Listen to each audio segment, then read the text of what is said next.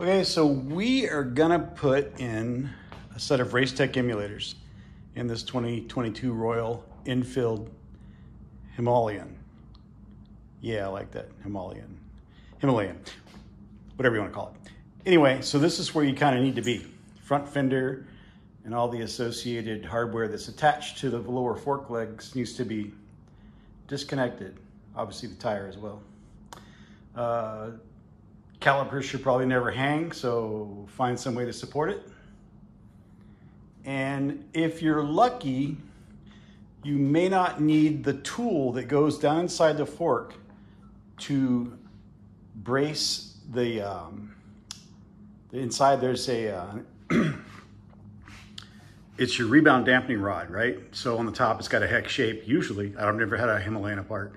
And you shove a long rod down there with it's kind of like a socket that fits in that hex shape.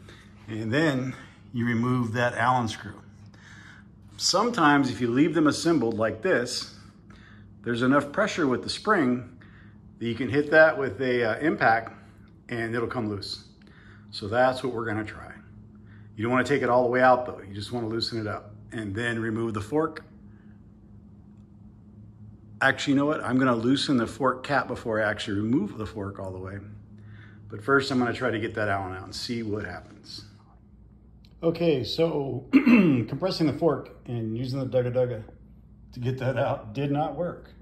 Of course, everything on a Royal Enfield is Loctited. So I didn't have a fork hole or a fork tool that holds the damper rod. So I remember my fork tool looking a lot like a wedge that just wedged in there with a sharp edge.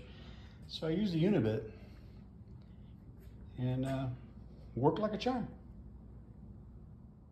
So next we get the dust seal out, get the circlip out, and then we can pull it apart. The seal should come out of the bottom fork leg along with the tube. Let's see what happens. Actually, that was a moment. Yep.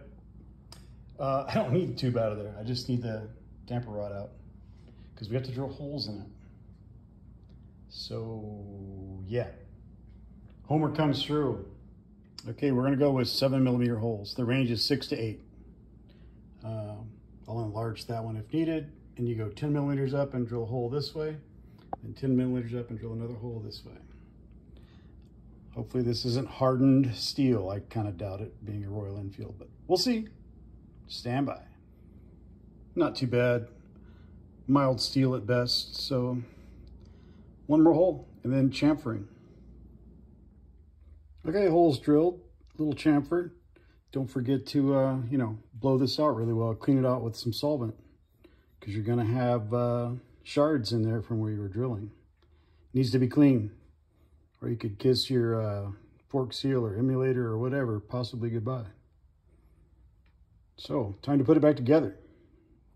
Okay, after all the holes were drilled and everything was cleaned up, I cut the spacer about 10mm, which is, a little less than the thickness that I'm adding here. So there's gonna be a little preload, which is fine. That's what I want. See what happens. Okay, got it all wrapped up. Got the 15 weight in, got the emulators in, got the holes drilled, got the extension tubes cut, about 10mm. Gave me about maybe 5mm of more preload than stock. And just finished up double checking all the torques. It's all good, I hope. Brakes work. That's something to always remember when you take a wheel off. Pump your brakes back up before you take off.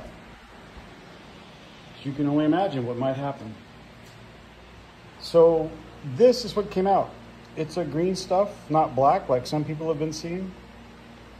It's pretty thin. It's actually pretty good shape. Has 2,000 miles on it. I'm gonna guess it's 5 or 10 weight. Seems pretty thin.